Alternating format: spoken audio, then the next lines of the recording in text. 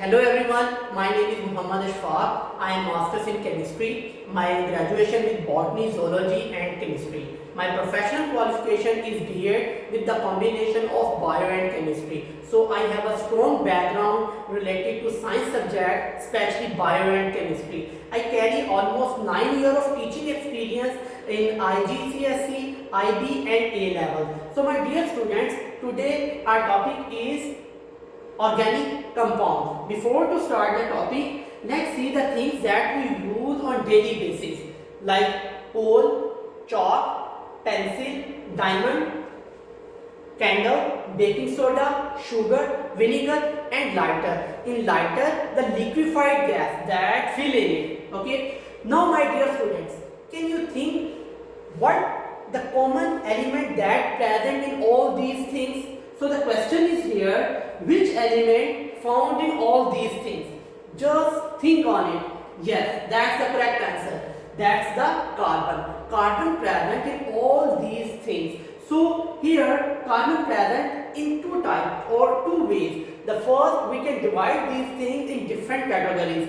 Like first one, coal, graphite that present in pencil and diamond. We can say that here carbon present in the form of element. So what is an element? Element is a pure substance. Now in other things, carbon present as compound. So what is a compound? A compound is thing that is composed of two or more separate elements, like in candle, baking soda, sugar, vinegar, lighter, mean to say liquefied gas, or chalk. So we can also divide these things or these compounds again on two categories. So let's see that these compounds named as carbon compounds, one is organic and second is inorganic. Organic compounds contain carbon and hydrogen covalent bonds, while in inorganic without carbon hydrogen bonds. Okay, so this present in living things, especially animals and plants, while the inorganic compounds occur mostly in rocks and minerals. So let's see which are organic compounds and which are inorganic compounds. Here the organic compounds, sugar, vinegar, lighter and candle, while inorganic compounds, baking soda and chalk. So how many organic compounds? Hundreds, thousands or millions? So the correct answer is millions of organic compounds are present. So almost 10 million organic compounds have been discovered, found, or you can say that synthesized. That's here one is very important thing that you should note down these things. Organic compound can be synthesized.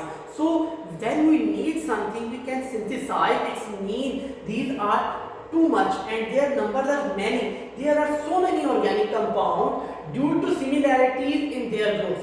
Some compounds have similarities, so we can group them like hydrocarbons, alcohols, aldehydes, carboxylic acid and amide. But here we stick only with hydrocarbons because it's our today's topic. So let's see the definition of hydrocarbon. Okay my dear students, simplest organic compounds, they just contain carbon and hydrogen. Again, only carbon and hydrogen, no other elements, meaning to say carbon and hydrogen, no other element. We name them hydrocarbons. Hydro for H and carbon for carbon. Okay, where are hydrocarbons found? We know very well. Used in everyday life like fuel used in buses and autos, like CNG, compressed natural gas, cooking gas in our kitchen in the form of LPG, liquefied petroleum gas, petrol, diesel, all contain hydrocarbons, mean to say hydrogen and carbon. So let's start to see the molecular structure of hydrocarbons. What are the structure of them? So on the basis of this and due to the combination or the presence of bonds, we can divide again into three groups or categories like alkanes, alkenes and alkynes.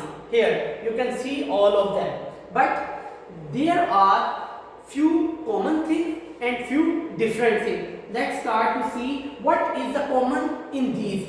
So number one, 3 carbon atom in each. 1 2 3, 1 2 3.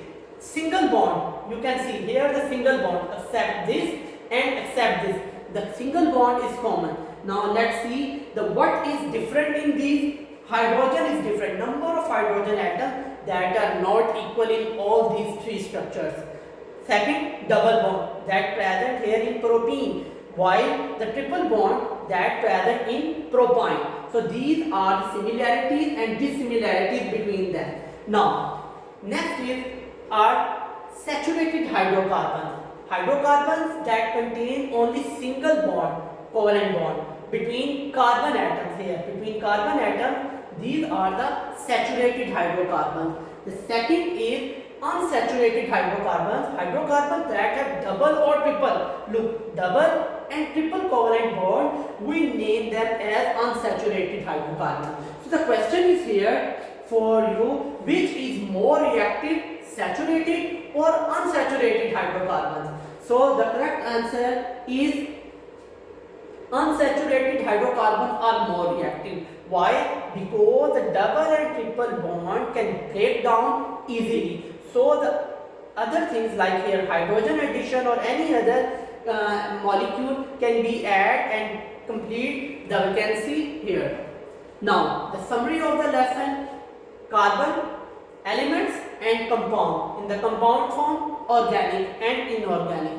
Organic, hydrogen and carbon only, like alcohols, aldehydes, hydrocarbons and carboxylic acid. We just stick with hydrocarbon. Saturated and unsaturated. In saturated, alkane. In alkane, you know that carbon attached with single covalent bond. Okay, so this is the alkane. While in unsaturated, you have alkenes. Carbon double bond. Double bond, and hydrogen and carbon. And in alkynes, carbon triple bond. So these are the things and they are present in different forms. Okay, so the homework, my dear students, for the list below, select unsaturated hydrocarbons, alkanes, alkenes, alkynes and alcohols. You know very well.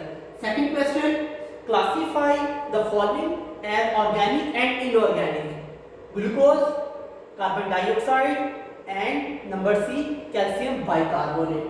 Last but not the least question is the difference in structure between the alkenes, alkynes and alkanes.